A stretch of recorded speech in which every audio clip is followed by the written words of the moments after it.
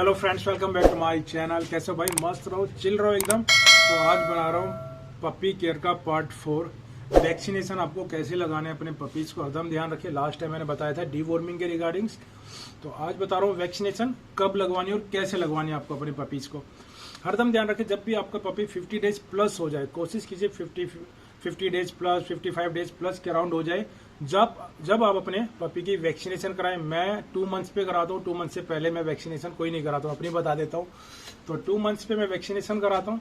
हरदम ध्यान रखिए, जब भी आपको वैक्सीनेशन करानी है उससे पहले, ये अपनी शिजू की फीमेल है, ये सेल आउट के लिए, अगर कोई भी बाय इंटरेस्ट हो तो इसके लिए भी कॉन्टेक्ट कर सकते हैं। इसकी भी डिटेल्स आपको बाद में दूंगा।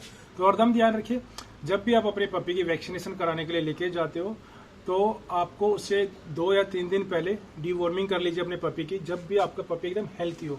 हरदम ध्यान रखिए, जब भी आप पपी लेके आते हो पहले 1 हफ्ते 10 दिन तक अपने पास रख के उसका बिहेवियर देखिए। अगर वो एकदम अच्छा है, हेल्थी है, एक्टिव है 1 हफ्ते तक, उसके बाद ही अपने पपी को आपको डीवॉर्मिंग करनी है।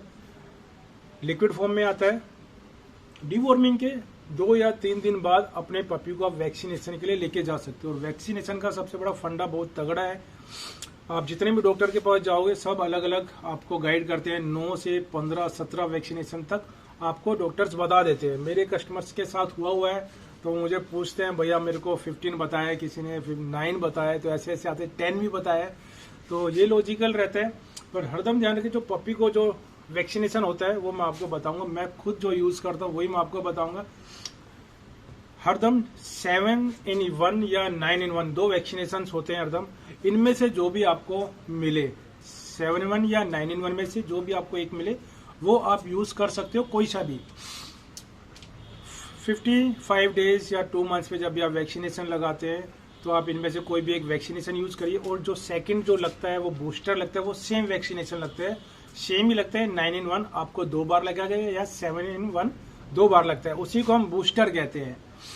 तो वो लगता है आपको 21 से 30 डेज के बीच में, आप कभी भी लगवा सकते हो। बट आपका पपी एकदम एक्टिव हेल्थी होना चाहिए। और वैक्सीनेशन कराने से पहले भी सेम रूटीन फॉलो करना है। 2-3 दिन पहले अपने पपी की डीवॉर्मिंग आपको कर लेनी है। तो दूसरा वैक्सीनेशन आपको लग जाएगा 21 और 30 डेज के बीच में। फिर उसके 3 मंथ्स का जब आपका पपी हो जाता है तो आपका लगेगा रेबिस का।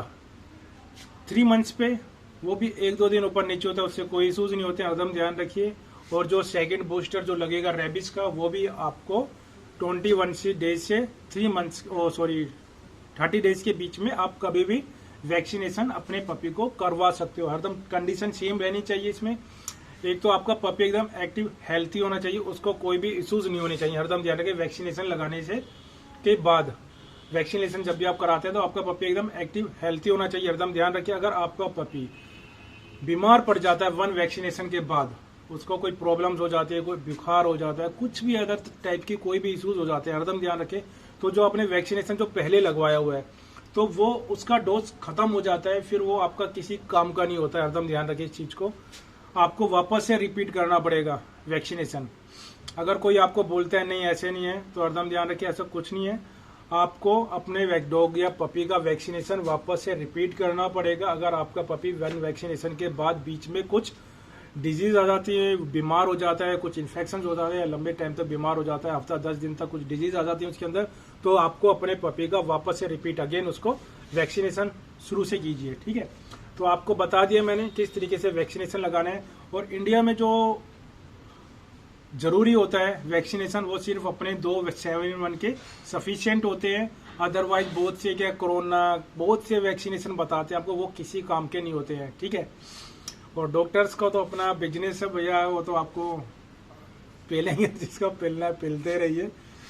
ठीक है, डॉक्टर्स पहले तो यही डराते हैं कि हम, अगर आपके पपी को कुछ हो जाता है तो उसके जिम्मेवार हम नहीं होंगे।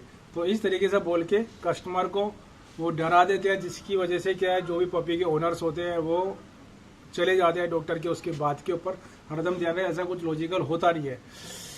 तो ये आप अपने आपके भाई के पास शिजू की फीमेल है, इसको ऑलरेडी 2 वैक्सीनेशन लग चुकी है।